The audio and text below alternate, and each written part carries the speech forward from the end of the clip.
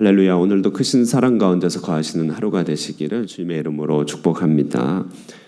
우리가 기도하다 보면 기도의 깊은 세계에 또 기도의 깊은 단계에 가고 싶은 마음이 있습니다. 어떻게 하면 기도를 더 깊이 할 수 있을까, 이런 궁금한 점이 있죠. 그것은 바로 오늘 시편과 같이 기도하면 된다는 것입니다.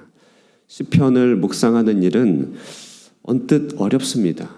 그러나 또 굉장히 은혜가 됩니다. 어렵다고 하는 것은 이 시편에는 스토리가 없습니다. 그렇기 때문에 시편의 배경이 되는 스토리를 우리가 잘 이해하지 못할 때는 좀 어렵게 느껴지죠. 무슨 말인가 싶기도 합니다. 그러다 보니까 시편에서 이제 한두 구절 정도 좀 은혜가 되는 것으로 이제 묵상하고 마치는 경우가 많죠. 그러나 시편이 또 은혜가 된다고 하는 것은 뭐냐면요, 신자의 내면을 풀어주는 말이기 때문에 그렇습니다.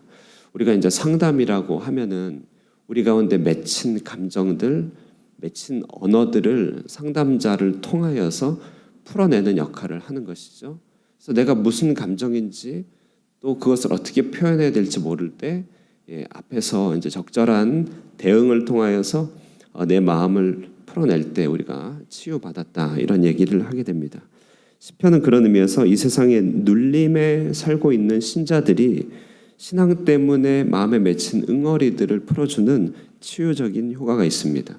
그래서 굉장히 은혜가 된다고 하는 것이죠.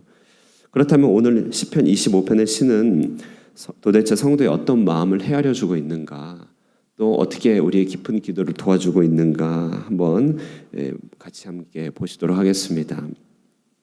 자세히 보니까요, 신자는 지금 이중의 압박 속에 처해 있습니다. 먼저는 자기 외부에서 원수들과 비난하는 자들의 괴롭힘이 하나가 있습니다. 2절 말씀 보시면 나의 하나님이여 내가 주께 의지하였사오니 나를 부끄럽지 않게 하시고 나의 원수들이 나를 이겨 개가를 부르지 못하게 하소서. 오늘 19절에 보더라고도요, 내 원수를 보소서 그들의 수가 많고 나를 심히 미워하나이다. 여러분, 구체적으로 무슨 일인지는 잘 모르겠지만 시인은 자신을 짓밟고 있는 외부 환경에서 큰 괴로움을 당하고 있다는 사실을 알 수 있습니다. 자, 그런데 이 시인은 그런 외부의 압박과 혹은 이제 여러 박해나 혹은 미움을 받는 일들 가운데 처해 있는 것이죠. 그런 외부의 고통만큼이나 내면적인 괴로움이 있음을 알 수 있습니다. 그것은 바로 시인에게 종종 떠올라 그를 괴롭히는 죄와 허물입니다. 7절이죠. 여호와여 내 젊은 시절의 죄와 허물을 기억하지 마시고 주의 인자하심을 따라 주께서 나를 기억하시되 주의 선하심으로 하옵소서. 시의 화자는 외적인 압박 속에서 그것을 싸워야 됩니다. 그래서 그것을 견디는 힘이 우리 내면에 있고 하나님과의 관계에 있어야 되는데, 죄와 허물에 대한 자책과 자괴감이 괴로워 마음이 흔들리고 있는 상태라는 사실을 알 수 있습니다. 여러분 어떻습니까? 시인의 이런 내면은 우리 거의 모든 신자들이 겪고 있는 이중고를 잘 대변해주고 있습니다. 신자들은 일상적으로 외부에 많은 어려움이 있죠. 오해들, 또 여러 가지 환경의 어려움, 일의 어려움, 그 가운데 가장 큰 어려움은 인간관계의 어려움이겠죠. 이런 것들이 하나하나가 스트레스가 되어서 무한히 우리의 삶을 짓누르고 우리 신자의 마음을 응어리지게 합니다. 참 하루하루가 쉽지 않죠. 그러나 여기에다가 또 한 가지 괴로움은 하나님 앞에 감히 서지 못하도록 하는 우리 자신의 죄의 문제와 죄책감의 문제가 하나님 앞에 담대하게 구하지 못하도록 하는 것이죠. 어떤 분이 수련회 가서 기도의 인도를 하는데요, 그때 마침 귀신 들린 사람이 그 가운데 있었다고 합니다. 그래서 기도에 인도를 하는데 그 귀신 들린 사람이 이렇게 앞으로 나오더니 이렇게 얘기를 하다는 것이에요. 내가 무슨 기도회를 인도하냐? 난 내가 무슨 잘못을 저질렀는지 다 안다. 막 이렇게 그 사람의 죄를 지적하려고 하고, 그러니까 구체적으로 지적은 안 하죠. 귀신도 그것까지 못하는 것 같습니다. 그러나 그거는 하나님과 우리 신자 사이의 내면의 문제니까 귀신도 그것을 함부로 지적은 못하지만, 그러나 떠올리게 하고 이렇게 우리의 마음을 괴롭히는 것이죠. 결론은요, 이분이 이제 사탄아 물러가라. 예수 그리스도 안에서 나는 깨끗하다. 더러운 귀신아 물러가라. 이렇게 하면서 그 마음을 믿음으로 잘 정리할 수 있었다는 고백을 들은 적이 있습니다. 무슨 말이냐면 참으로 신자는요, 하나님을 신뢰하여 담대히 서려 할 때조차도 또 그런 시간이 더더욱 필요하면 필요할수록 사탄의 괴롭힘이 많습니다. 완전히 우리 바깥에서, 우리 안에서 그렇게 괴롭힌다는 것이죠. 오늘 시인의 시가 그렇습니다. 오늘 시인의 시는 15절처럼 여호와를 신실하게 바라보다가 18절에 또 문득 자신의 죄를 사여달라고 얘기합니다. 그의 마음은 하나님에 대한 신뢰에서 자기 자신에 대한 자격지심으로 시계추처럼 왔다 갔다 하는 그런 시입니다. 오늘 시가 참 특이해요. 이렇게 일관된 마음을 꾸준히 보여주는 게 아니라요, 쭉 가다가 갑자기 툭 꺾여서 자기 죄를 고백하고 막 이런 여러 가지 시인이 겪고 있는 마음의 혼란들, 두려움들을 그대로 반영하고 있습니다. 그런데요, 이런 시편이 위대한 치유의 노래인 것은 무엇인가? 바로 시인의 이런 내면의 요동함을 있는 그대로 하나님께 가져가는 법을 우리에게 가르쳐주기 때문에 그렇습니다. 시인의 해법은 무엇인가? 먼저는 탄원입니다. 탄원이라고 하는 것은 우리의 심정을 주님 앞에 토로하는 것이죠. 탄식하며 토로하는 것, 이걸 탄원이라고 하는데요. 오늘 시는 좀 구조가 있습니다. 1절부터 7절까지는 먼저요, 2인칭이라고 주여 혹은 여호와여 이렇게 당신을 부르면서 노래하는 시입니다. 여호와여, 당신이요, 그렇게 자신의 속내를 토로합니다. 시인의 탄원은 거침이 없죠. 원수들에게서 지켜주시고 주의 도를 보이시고 젊은 시절의 죄와 허물을 기억하지 말아달라고 인자하심을 따라 기도합니다. 그렇게 이 앞에 당신에게, 하나님에게, 2인칭 대상에게 막힘없이 탄원합니다. 우리의 기도는 항목들, 다시 말해 우리의 필요를 간구하는 데서부터 시작하여서 점점 우리의 속내를 표현하는 대로 나아갑니다. 이것이 우리의 깊은 기도이죠. 한나가 그러했습니다. 그는 아들을 달라는 기도에서 시작했다가 점점 심정을 통하는 데까지 이르게 됩니다. 이것이 하나님 앞에서의 탄원이죠. 이것이 우리 속에서 말할 수 없는 탄식으로 우리를 대신하여 간구하시는 성령의 사역이기도 합니다. 이럴 때 우리의 기도는 깊어지고 하나님께 가까이 가고 보좌 근처에 가까이 가게 되는 것입니다. 이렇게 우리의 마음의 요동함을 그대로 하나님 앞에 탄원하게 하는 것, 힘들다, 답답하다, 도와달라, 우리의 심정의 언어를 토로하는 것이죠. 우리의 언어는 두 가지 차원으로 대화가 진행된다고 해요. 하나는 사리담론이라고 합니다. 사리담론, 이치와 또 사실에 입각한 담론, 이야기입니다. 이건 객관적 세계 속에서 혹은 남성적인 언어라고 합니다. 사리담론.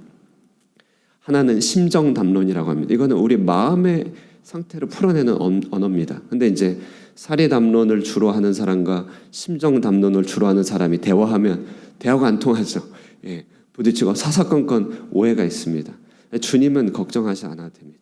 주님은 우리가 사리로 얘기하는지 우리 심정으로 얘기하는지 너무나 잘 알죠. 특별히 기도가 깊어진다고 하는 것은 사리, 다시 말해 꼭 이렇게 사실과 이치에 근거한 이야기를 하다가 우리 마음을 토로하는 것입니다. 그럴 때 요동하는 우리의 마음이 안식을 얻고 주님 앞에 머무르게 되는 것이죠. 자, 그런데요, 이런 탄원이 이제 8절에서 15절까지 보면요, 주여라고 하는 호칭에서 이제 하나님에 대한 사실을 나열하는 일종의 기억과 찬미의 시간을 보냅니다. 그러니까 3인칭이라고 표현하는데요.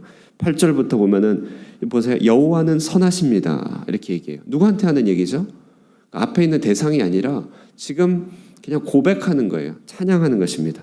8절부터 쭉 나갑니다. 여호와는 정직합니다. 여호와는 온유한 자를 지도합니다. 막 이렇게 하다가 11절에 잠깐 자신의 죄를 사하여달라고 기도하죠.